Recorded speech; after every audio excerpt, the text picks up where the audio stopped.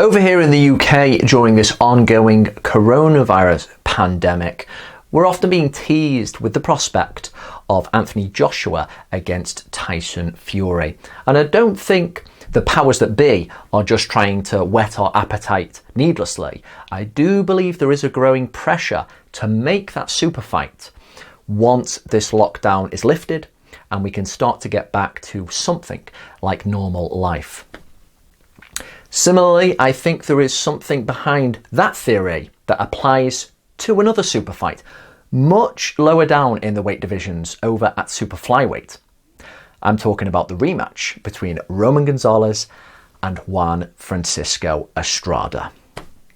Their original, back in 2012, was at light flyweight.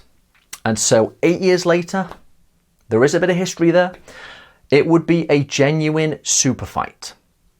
And both men have commented on the prospect of this fight being made later this year.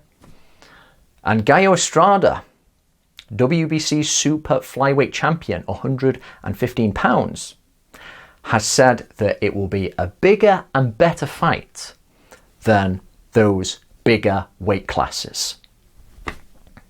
He might have a point. There is some objective truth to that. Gallo Estrada, I believe, as WBC, as the man at the moment at super flyweight, I think you could rate him within the top 10 pound for pound at the moment, definitely, maybe 9. And Roman Gonzalez, bona fide all-time great, Nicaragua's only 4-weight world champion. He's got all kinds of pedigree. And if he's anywhere near as good as he was recently in defeating Calify, we really have got an excellent, really good rematch. Both men have also spoken about the fact that they just do not get paid enough. They deserve to get paid more. Consider this. Juan Francisco Estrada, his best ever purse was his rematch against Rungvisai.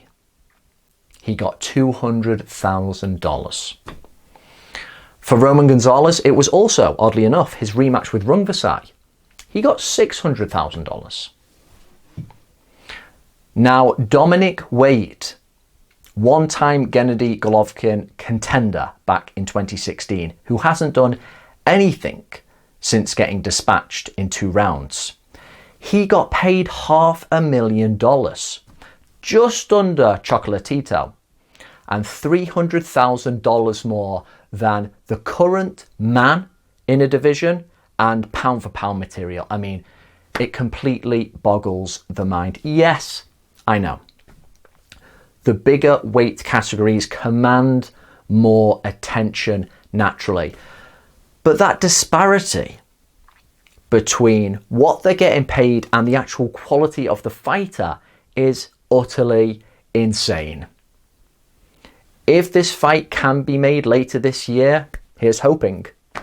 It will be a truly compelling, fantastic super fight, a long-awaited rematch, which I have said in the past, even though Rungvisai is the guy who toppled Gonzalez, this one would feel like more of the super fight in a way, with their history at super flyweight. And if it does go ahead, could please the powers that be just at least give one of these guys a 7-figure purse.